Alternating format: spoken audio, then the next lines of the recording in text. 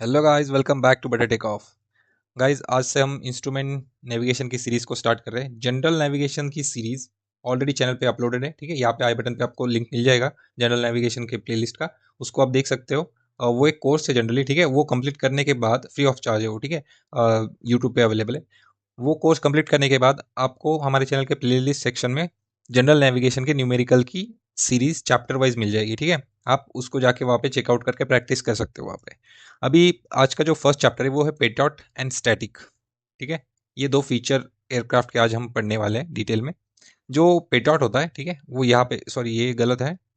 पेटॉट ना यहाँ पे ट्यूब लगी रहती है ऐसी। ठीक है, हम वो देखेंगे कहाँ पे लगी होती है। और स्टैटिक पोर्ट ना यहाँ पे लोकेटेड होता है, स्टैटिक वेंट। और ये पीटॉट का यहाँ पे थोड़ा गलत हो गया है, ये पीटॉट ट्यूब ना ऐसे होती है यहाँ पे।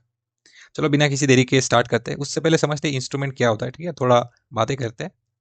एयरक्राफ्ट के कुछ इंस्ट्रूमेंट है, इसको एयरक्राफ्ट के सिक्स पैक भी बोला जाता है। ये बहुत इंपॉर्टेंट इंस्ट्रूमेंट है और ये दो और है। ठीक है, टोटल हम पूरा जो एयरक्राफ्ट इंस्ट्रूमेंट जो हमारा एक पार्ट है नेविगेशन का, इसमें 8 टाइप ऑफ इंस्ट्रूमेंट हम आज पढ़ने वाले हैं पूरे। आज मतलब आने वाले जो लेक्चर्स है उसमें। ठीक है, फर्स्ट है आपका एयर स्पीड इंडिकेटर। मतलब ये आपको, एक मिनट गाइस, IAS शो करता है।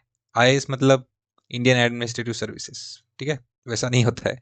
मतलब इंडिकेटेड एयर स्पीड। ठीक है, इंडिकेटेड एयर स्पीड मतलब मुझे जो दिख रहा है, इंडिकेट जो कर रहा है, वो एयर स्पीड, उसको इंडिकेटेड एयर स्पीड बोलते हैं। बहुत सारे टाइप ऑफ एयर स्पीड होते हैं। टैस होता है, ट्रू एयर स्पीड वगैरह, वो सारी चीज़ें। ठीक है, उसके बाद एटीट्यूड इंडिकेटर है, मतलब होराइजन, कितना आप ऊपर हो, कितना पिच डाउन पिच अप करने में इसमें हेल्प होता है। ठीक है, उसके बाद है ऑल्टीमीटर, एयरक्राफ्ट का हाइट शो करता है अबाउ मेन सी लेवल के रेफरेंस में। ठीक है, नेक्स्ट है टर्न कोऑर्डिनेटर। टर्न कोऑर्डिनेटर ये जायरो प्रिंसिपल पे काम करता है और ये आप कितने डिग्री टर्न कर रहे हो, ठीक है, आपका rate of turn, procedure turn वगैरह, टर्न से रिलेटेड जानकारी ये देता है। ठीक है, नेक्स्ट है हेडिंग इंडिकेटर। आपका एयरक्राफ्ट का हेडिंग वगैरह क्या है, वो सारी चीज़ें हमें इस इंडिकेटर से मिलेगी। Last one is vertical speed indicator, मतलब आपका रेट ऑफ क्लाइम, मतलब 1 मिनट में आप कितना क्लाइम कर रहे हो। ठीक है, क्लाइम पर मिनट, देखो यहाँ पे लिखा है ना, 100 फीट पर मिनट वगैरह, वैसे सारी चीज़ें आपको शो करता है। ये दो इंस्ट्रूमेंट की बात की जाए तो ये है मैक मीटर। अभी फाइटर जेट वगैरह वो तो मैक 1, मतलब सबसोनिक सुपरसोनिक, अभी टेक्नोलॉजी बहुत बढ़ रही है। तो उस कंडीशन में एयरक्राफ्ट भी बहुत ज़्यादा फास्ट होने वाले हो रहे हैं। ठीक है, तो उसके लिए ये मैक मीटर वहाँ पे है। मैक मीटर मतलब बेसिकली ये कि आप स्पीड ऑफ साउंड से आगे हो, पीछे हो, या फिर उस रिलेटेड हम उसको बोलते हैं सबसोनिक सुपरसोनिक वगैरह। ठीक है, वो मैक मीटर जब चैप्टर पढ़ेंगे तो मैं आपको डिटेल में एक्सप्लेन कर दूंगा।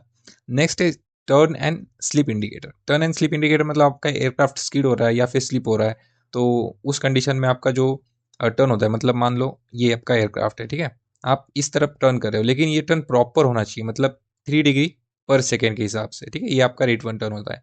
लेकिन ये एयरक्राफ्ट टर्न करते करते इस डायरेक्शन में ऐसे स्किड हो रहा है। ठीक है, तो ये स्किड हो रहा है या फिर स्लिप हो रहा है, हम चैप्टर में देखेंगे डिटेल में।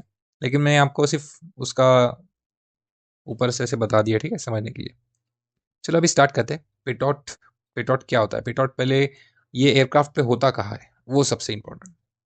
अगर आप एयरलाइनर, मतलब इंडिगो के प्लेन फ्लाई, सॉरी इंडिगो या फिर जिस भी एयरलाइन में आपने फ्लाई किया होगा, उनके एयरक्राफ्ट के पास आप जाके देखो तो यहाँ पे ना ऐसे ट्यूब्स लगी रहती है।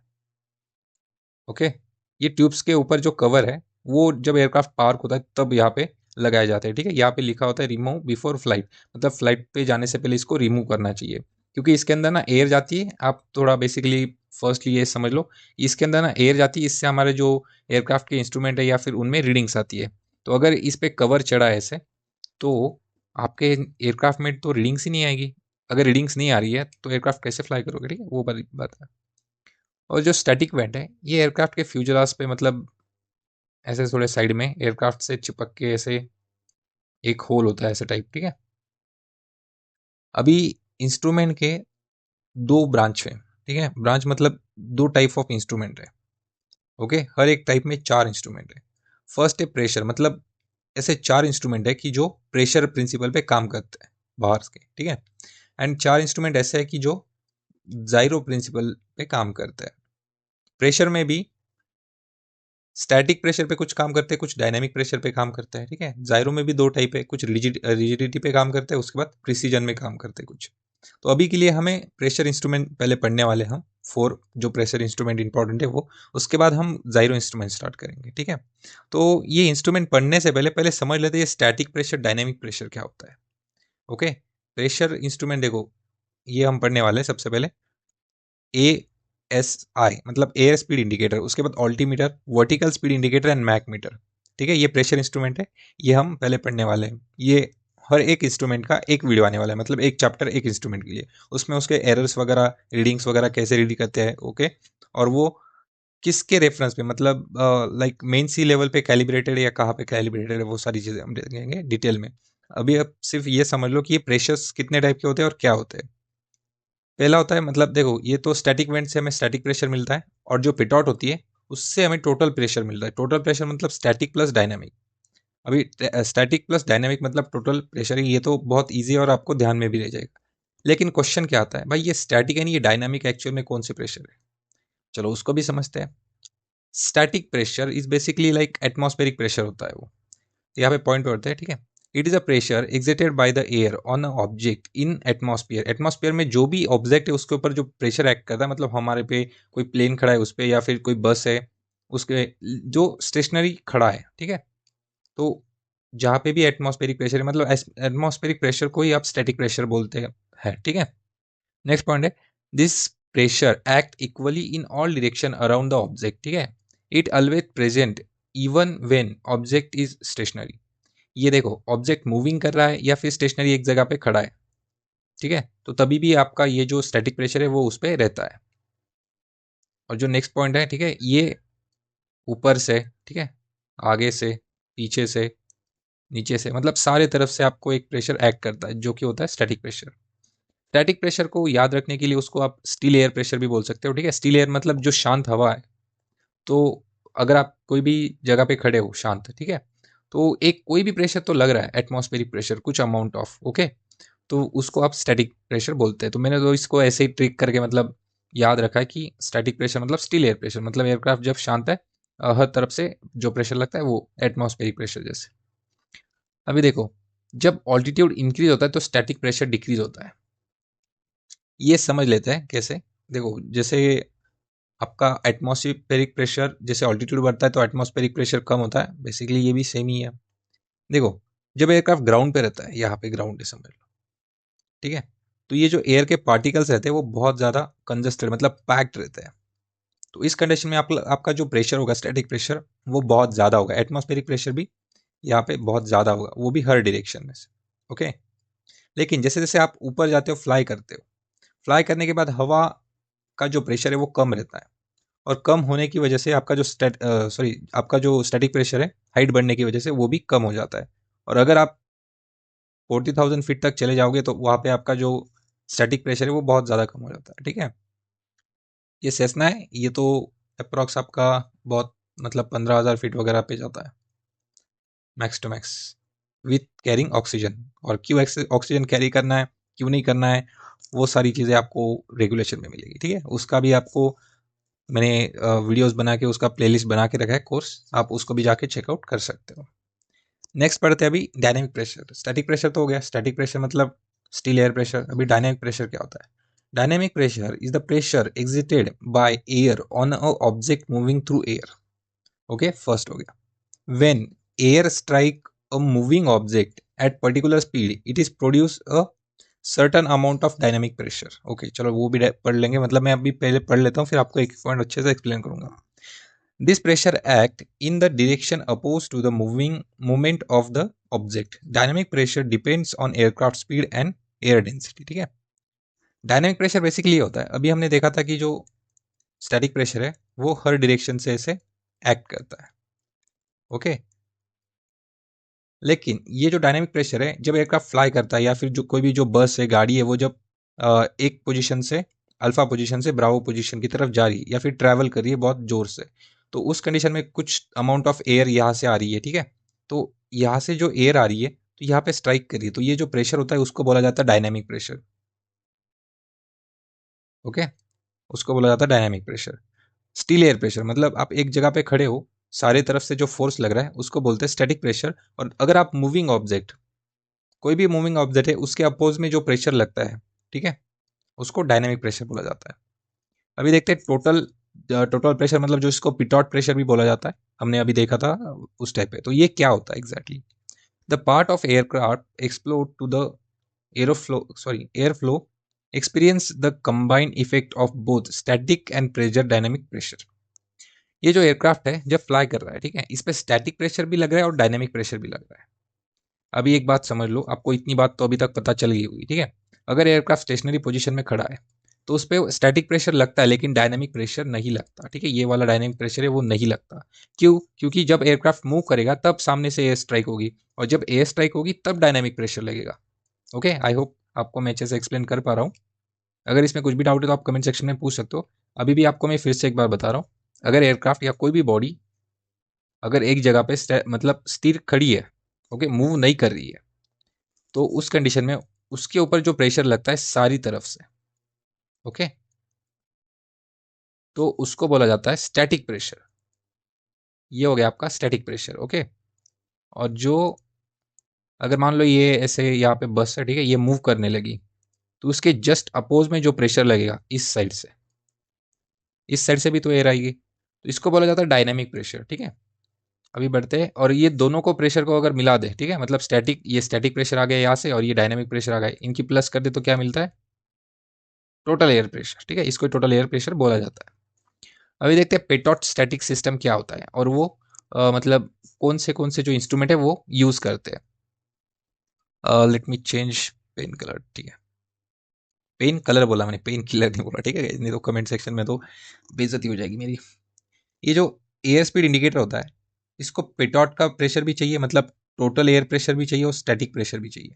ये स्टैटिक एंड डायनेमिक प्रेशर, दोनों प्रेशर पे ये वर्क करता है, जिसको बोलते हैं एयर स्पीड इंडिकेटर। लेकिन जो वर्टिकल स्पीड इंडिकेटर है, इसको भाई जो आपका डायनेमिक प्रेशर है इससे कोई मतलब नहीं, ठीक है, इसको खाली चाहिए वो स्टैटिक प्रेशर। सेम चीज ऑल्टीमीटर के लिए, इसको भी डायनेमिक प्रेशर से कोई लेना देना नहीं, इसके चाहिए सिर्फ स्टैटिक प्रेशर, ठीक है। ये बाकी की चीज भी मैं आपको एक्सप्लेन करूंगा, अभी के लिए आप सिर्फ इतना समझ लो कि जो स्टैटिक प्लस डायनेमिक प्रेशर आता है, ठीक है, ये डीजीसी का भी बहुत फेवरेट क्वेश्चन है। ऐसा कौन सा इंस्ट्रूमेंट है कि जो स्टैटिक प्लस डायनेमिक प्रेशर दोनों यूज करता है? तो वो है एयर स्पीड इंडिकेटर, ठीक है, याद रखना। Next one is Pitot tube, ठीक है। पेटोट ट्यूब के बारे में थोड़ा जानते हैं, पेटोट ट्यूब के बारे में पढ़ते हैं, ठीक है। जो पेटोट ट्यूब है वो लॉन्गिट्यूडल एक्सेस के पैरेलल होनी चाहिए, ठीक है। पैरेलल मतलब एग्जैक्ट ऊपर रहनी चाहिए उसी लाइन में। ठीक है, एक मिनट गाइस, ये लेता, देखो यहाँ से इसी लाइन में होनी चाहिए वो, ओके, ये होगी। देखो यहाँ पे भी बोला गया हमें, the pitot tube should be align with the aircraft longitudinal axis. It should be placed where the airflow is free from the interference for accurate measurement, ठीक है। एयरक्राफ्ट का एक्यूरेट मेजरमेंट लेने के लिए देखो, पेटोट जो है वो स्टिल एयर मतलब स्टैटिक प्लस डायनेमिक दोनों एयर प्रेशर को मेजर करती है। लेकिन जो स्टैटिक प्रेशर है, ठीक है, वो तो यहाँ पे मिल जाएगा, मतलब वो तो सभी तरफ से होता है, ठीक है, वो एयरक्राफ्ट के बॉडी के पास। लेकिन इसको साइड में लगाने का पर्पस ये है कि एक्यूरेट रीडिंग्स आनी चाहिए। तो इसके लिए यहाँ पे एक्यूरेट हवा आती है, और अगर यहाँ पे अगर लगाते, ठीक है, तो यहाँ पे जो आपका टरबाइन है वो घूमता है बहुत ज़ोर से, तो यहाँ पे डिस्टर्ब एयर आती है बहुत ज़्यादा। तो हमें तो जो आपकी एटमॉस्फेरिक एयर है, जो स्टिल एयर है, ठीक है, वो तो नहीं मिलेगी। तो इसके लिए उसको थोड़ा साइड में प्लेस किया जाता है, और दो तीन रीज़न है उसके, ठीक है, मैं बताऊंगा। इसमें ना एरर्स वगैरह भी होते हैं, ब्लॉकेज लीकेज वगैरह, तो मैं तभी मतलब वो भी एक कारण है कि उसकी वजह से एयरक्राफ्ट से थोड़ा दूर पे वो पेटोट ट्यूब लोकेटेड होती है या फिर वहाँ पे लगाई जाती है, ओके। अभी देखते हैं ये ब्लॉकेज क्या सिस्टम है। ब्लॉकेज, ठीक है, ये पेटोट का एक एरर है, ये डीजीसीए में डायरेक्ट क्वेश्चन आता है, व्हाट इज द मतलब एरर ऑफ पेटोट ट्यूब के कौन से एरर होता है। फर्स्ट एरर है blockage. The pitot tube is expose to be free air flow, ठीक है, मतलब इसमें फ्री एयर फ्लो जाना चाहिए पेटोट ट्यूब के अंदर। So it can be affected by the ice formation. अभी देखो, अगर ऊपर जा रहे हो तो आपका जो टेम्परेचर है वो डाउन होगा, ठीक है, जैसे आप ऊपर जाओगे तो आपका टेम्परेचर डाउन होगा। तो उस कंडीशन में टेम्परेचर जब डाउन रहता है, आपका ड्यू पॉइंट टेम्परेचर हिट करने, अगर मेट्रोलॉजी पढ़ा है तो आपका पता होगा, ठीक है, आइस फॉर्मेशन के चांसेस होते हैं। तो उस कंडीशन में यहाँ पे ना आइस फॉर्म हो जाती है, okay. Ice can be block the pitot tube intake and the cause of incorrect air pressure measurement. अगर इनकरेक्ट एयर प्रेशर मेजरमेंट है तो यहाँ पे आपका सबसे इंपॉर्टेंट एयर स्पीड इंडिकेटर ये अनरिलायबल हो जाएगा। अनरिलायबल मतलब उस पर आप भरोसा नहीं कर पाओगे, ठीक है। उसमें मतलब क्या गारंटी कि वो एक्यूरेट रीडिंग्स होगी। अगर वो रीडिंग्स के अलॉन्ग आप कोई डिसीजन लेते हो, ठीक है, तो उसके रिस्क का जो फैक्टर होता है वो बहुत ज़्यादा बढ़ जाता है। तो इसके लिए हमें ये जो आइस होगा इसको मेल्ट करना होगा, ठीक है। इसको मेल्ट करने के लिए हमने क्या किया, यहाँ पे हीटिंग ट्यूब्स लगाई है, ठीक है। इसका कॉकपिट में एक बटन रहता है, उसको बोलते हैं pitot heater, sorry pitot heater button होता है, वहाँ पे लिखा होता है लाइट्स के इसमें होता है पास में। अगर आप गूगल करके देखोगे कि एयरक्राफ्ट में पिटॉट हीटर का जो बटन होता है वो कहाँ पे लोकेटेड है, तो आपको वहाँ पे 100% इमेज मिल जाएगी, ठीक है। इसको बोलते हैं पिटॉट हीटर। नेक्स्ट पढ़ते हैं, फिर से वही डायग्राम आ गई, ठीक है। अब पहले हमने ये पढ़ लिया 3 चीज़ें, अभी देखते हैं कि ये पिटॉट हीटर के बाद और कौन सी चीज़ें। देखो ये पिटॉट हीटर स्विच होता है एयरक्राफ्ट के अंदर, इसको ऑन करोगे तो यहाँ पे जो ट्यूब्स लगी रहती थी, ठीक है, मतलब ये वाली ट्यूब्स ये एक्टिव हो जाएगी, फिर पिटॉट को ऐसे गर्म रखती है। वो गर्म रखने की वजह से आपका जो आइस फॉर्मेशन है, मतलब आइस वो मेल्ट हो जाता है। आइस मेल्ट होगा तो क्या होगा भाई, आइस मेल्ट होगा तो वाटर ड्रॉपलेट्स आएंगे। अगेन वही प्रॉब्लम है, वाटर ड्रॉपलेट आएंगे तो फिर और दिक्कत हो जाएगी, और ब्लॉकेज होगी, ठीक है। इसके लिए पिटॉट के पीछे एक ना ड्रेनेज ओपनिंग ऐसे एक होल क्रिएट कर दिया, ठीक है। उसकी वजह से अगर यहाँ से एयर आ रही है तो यहाँ से वो फट से बाहर निकल जाएगी, ओके। सेम स्टैटिक पोर्ट होता है, ओके, ऐसे हमने देखा था एयरक्राफ्ट के फ्यूजलाज पे होता है। और एक ऑल्टरनेट स्टैटिक पोर्ट भी होता है, अगर ये फेल हो जाए तो ये एयरक्राफ्ट के अंदर होता है, मतलब कैबिन के अंदर होता है ये static port, okay, alternate static port होता है। नेक्स्ट देखते हैं, जो पिटॉट होती है इसमें पोजीशन एरर होता है। पोजीशन एरर मतलब देखो, अगर आपका एंगल ऑफ अटैक मतलब ये आपका रनवे है, ठीक है, यहाँ से आप रनअप लेके आ रहे हो, यहाँ से ऊपर जा रहे हो, तो ये जो एंगल ऑफ अटैक होता है, ठीक है, ये 3 डिग्री का होता है जनरली। तो इस एंगल पे आप फ्लाई कर रहे हो, तो आपका जो पिटॉट है वो लॉन्गिट्यूड एयरक्राफ्ट का जो लॉन्गिट्यूड एक्सेस है उसको अलाइन करके उसको प्लेस किया है, तो इसकी वजह से जो पिटॉट ऐसे सीधा होना चाहिए तो वैसे थोड़ा ऊपर हो जाएगा, लेकिन भाई एयर फ्लो तो सीधा ही रहेगा। तो इसमें पोजीशन एरर आता है, ठीक है, इसकी वजह से, मतलब प्रॉपर एयर फ्लो नहीं है उसकी वजह से। और अगर इसको थोड़ा और मतलब ये बताऊं मैं अच्छे से, तो जो पोजीशन एरर है उसका सीधा एक ऑप्शन आता है डीजीसी में, ओके। पूछता है कि what is position error, turbulent air flow, turbulent air flow, ठीक है, entering in pitot, okay, turbulent air flow entering pitot, ये याद रखना। मतलब पिटॉट के अंडर टर्बुलेंट एयर फ्लो जा रहा है तो उसकी वजह से पोजीशन एरर आता है, okay. Position error due to the turbulent air flow entering into the vent, देखो मैंने वही बोला था, position error maximum high angle of attack and the low air speed पे होता है, ठीक है, और हाई एंगल ऑफ अटैक अगर 3 डिग्री नहीं है, 3 डिग्री से ज़्यादा अगर ऐसे ये कर रहे हो तो एयर फ्लो इस तरफ से आता है, ठीक है, और आपका एयरक्राफ्ट ऐसे आपका एयरक्राफ्ट हो जाएगा। और ये जो पिट आउट होती है वो यहाँ पे रहती है विंग्स पे, तो यहाँ से यहाँ पे वो एयर प्रॉपर फ्लो नहीं हो पाएगी। Position air can be reduce by adding extra pitot tube, ठीक है। अगर पोजीशन एरर को रिड्यूस करना है तो जो एयरक्राफ्ट है वहाँ पे देखो, यहाँ पे 2-3 पिटॉट ट्यूब लगी रहती है ना बड़े वाले एयरक्राफ्ट में, तो इसकी वजह से आप जब सेस्ना उड़ाओगे तो उसमें भी आई थिंक 2-4 लगी रहती है आराम से, ठीक है। तो अभी आपको बेसिकली बस पिटॉट समझ में आए, आई होप आपको अच्छे लग रहा होगा वीडियो, ठीक है। गाइज अगर आपको थोड़ा भी लग रहा है कि आपको समझ में आ रहा है, ठीक है, तो आपको वैल्यूएबल कंटेंट लग रहा है तो गाइज लाइक करो, शेयर अगर पॉसिबल हो तो, कोई मतलब देखने वाला होगा तो शेयर करेंगे ना, ठीक है। तो शेयर कर तो समझ सकता हूँ, लेकिन यार गाइज लाइक कर दो, सब्सक्राइब कर दो, ओके। नेक्स्ट देखते हैं स्टैटिक वेंट क्या होता है। स्टैटिक वेंट पहले तो हमने इमेज देख ली, ये वाला स्टैटिक वेंट, ओके। ये बड़े एयरक्राफ्ट पे, ये छोटे एयरक्राफ्ट पे, सेस्ना पे ऐसे एक छोटा होल होता है, इसके अंदर स्टैटिक एयर, मतलब स्टैटिक एयर देखो अभी थोड़ा आपको बताऊं मैं, ठीक है। ये आपका एयरक्राफ्ट है, ओके, ये एयरक्राफ्ट है आपका, समझ लो यहाँ पे अरे बहुत ही ये बन गई गंदा, फिर से बनाऊंगा, ओके। ये हाँ अभी अभी सही लग रहा है थोड़ा। तो ये आपका एयरक्राफ्ट है, तो इसके सारे तरफ से स्टैटिक प्रेशर एक्ट कर रहा है। स्टैटिक वेंट क्या मेजर करता है, स्टैटिक प्रेशर, ओके। तो इसमें टर्बुलेंट एयर फ्लो या फिर दूसरा एयर फ्लो जाने की कोई ज़रूरत ही नहीं है, तो इसके लिए ये क्या मेजर करता है, स्टैटिक वेंट, मतलब स्टिल एयर, ये स्टिल एयर जो प्रेशर है वो, ओके, शांत हवा का प्रेशर या फिर जो भी चारों तरफ से एटमॉस्फेरिक प्रेशर आ रहा है उसको मेजर करने के लिए, तो इसके लिए हमें उसको एयरक्राफ्ट के बॉडी से दूर लगाने की कोई ज़रूरत नहीं है, ठीक है। तो इसके लिए वो सीधा फ्यूजलाज पे होता है, नहीं तो फिर ऐसे आगे उसको प्लेस कर देते हैं, ओके। यहाँ पे कुछ पॉइंट दिए हैं, उनको देखते हैं। It is a small opening usually located on the side of fuselage, मतलब फ्यूजलास के जस्ट साइड में होता है। It is measure the static air pressure also called as the atmospheric pressure, मतलब स्टैटिक एयर प्रेशर मतलब atmospheric pressure, दोनों एक ही है वो, ठीक है, वो मेजर करता है। It is position so that only static pressure inter, not dynamic pressure. देखो मैंने बोला था कि इसमें ऐसे पोजिशन किया है उसको कि उसमें सिर्फ मतलब स्टैटिक प्रेशर जाना चाहिए, डायनामिक प्रेशर बिल्कुल भी नहीं जाना चाहिए, ठीक है।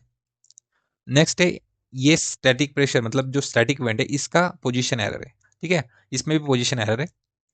During a slip and skid, मतलब जब एयरक्राफ्ट स्लिप करता है, लाइक देखो ये आपका एयरक्राफ्ट है, तो इस साइड पे ये ऐसे स्लिप कर रहा है, या फिर आप ऐसे फ्लाइंग नहीं करते, लाइक अभी आपको कैसे एक्सप्लेन करूँ। एक एयरक्राफ्ट है, उसको ऐसे स्लाइड में रोल कर दिया, या फिर इधर से कोई विंड आ गई, या फिर आप सब ट्रॉपिकल जेट स्ट्रीम में घुस गए, लेकिन मतलब हाइपोथेटिकल सिचुएशन है, ऐसे डायरेक्टली कोई जा नहीं सकता, लेकिन आप अज्यूम कर लो कि आपका एयरक्राफ्ट है, किसी वजह से वो राइट साइड में बहुत ज़्यादा बैंक कर रहा है, तो उस कंडीशन में यहाँ पे जो एयर जाएगी, ठीक है, वो स्टैटिक विंड तो यहाँ पे फ्यूजेलाज पे साइड पे, ठीक है, अगर मैं समझाऊँ तो यहाँ पे अगर एयरक्राफ्ट एक साइड पे आ रहा है तो उसके अंदर बहुत ज़्यादा अमाउंट ऑफ एयर घुस जाएगी, ठीक है, इसकी वजह से उसको पोजीशन एरर, मतलब उसकी वजह से उसके जो एरर है उसमें गड़बड़ी आ सकती है। Air heating the aircraft from the side, ठीक है, मतलब एयरक्राफ्ट के एक साइड से एयरक्राफ्ट उसको हिट, मतलब एयर उसको हिट करिए, ठीक है, can make the dynamic pressure into the static port. तो देखो डायनेमिक पोर्ट हमने क्या समझा, डायनेमिक प्रेशर बहुत ज़्यादा जोर से हवा आ रही है, और अगर ये एयरक्राफ्ट एक साइड पे ऐसे गिर रहा है, एक साइड पे वो स्लाइड स्लिप कर रहा है, तो इस साइड से जो हवा आएगी वो बहुत ज़्यादा स्टैटिक पोर्ट में जाएगी, तो उसकी वजह से आपके जो रीडिंग्स है वो बहुत ज़्यादा खराब हो सकता है, ठीक है। आई होप आपको ये जो पोजीशन है स्टैटिक प्रेशर का वो समझ में आ गया होगा। ये हमारा लास्ट पॉइंट था, ठीक है। Thank you for watching guys, and guys यार सब्सक्राइब कर लो, ठीक है, अगर वीडियो अगर आपको वैल्यूबल लग रही है तो लाइक कर दो। एंड गाइज ये जनरल नेविगेशन का जो टेस्ट पेपर 1 है, ठीक है, वो ऑलरेडी डिस्क्रिप्शन में गिवन है। इसके आंसर बहुत एज सुन एज पॉसिबल, मतलब हम ट्राई करें जल्द से जल्द आपको वीडियो के माध्यम से पहुंचाया जाए, लेकिन इसको सॉल्व करने की ट्राई करो, ठीक है। मैं आपको बता रहा हूँ इससे मेरे 3 क्वेश्चन पेपर है, ठीक है, जो मैं बता रहा हूँ आपको, ये आपको आज एक मिल गया, ठीक है, कल एक मिल जाएगा और एक परसों मिल जाएगा, मतलब ये 3 क्वेश्चन पेपर हो गए। हर क्वेश्चन पेपर में 100 क्वेश्चन है, वो भी मोस्ट इंपॉर्टेंट, मतलब पूरा जो जनरल नेविगेशन है वो हमने सॉल्व करने की कोशिश की है, तो ये आपके टोटल हो जाएंगे 300 क्वेश्चन। गाइज मैं बता रहा हूँ, ठीक है, अगर आपने ये 300 क्वेश्चन अच्छे से कर लिए तो मैं आपको गारंटी देके बता रहा हूँ जनरल नेविगेशन का आपके अप्रॉक्स मतलब 70% जो न्यूमेरिकल वो आराम से सॉल्व, क्योंकि इसमें गाइज मैंने थोड़े एटीपीएल वाले भी क्वेश्चन डाले रखे हैं, ठीक है। और देखो गाइज एटीपीएल अगर बन गए तो सीपीएल तो चिंदी है, ठीक है। आई होप मैं आपको क्या मतलब बता रहा हूँ आपको समझ में आ रहा होगा, और ये जो पीपीटी है इसका आपको पीडीएफ डिस्क्रिप्शन में मिल जाएगा। Okay, thank you so much guys for watching, bye bye.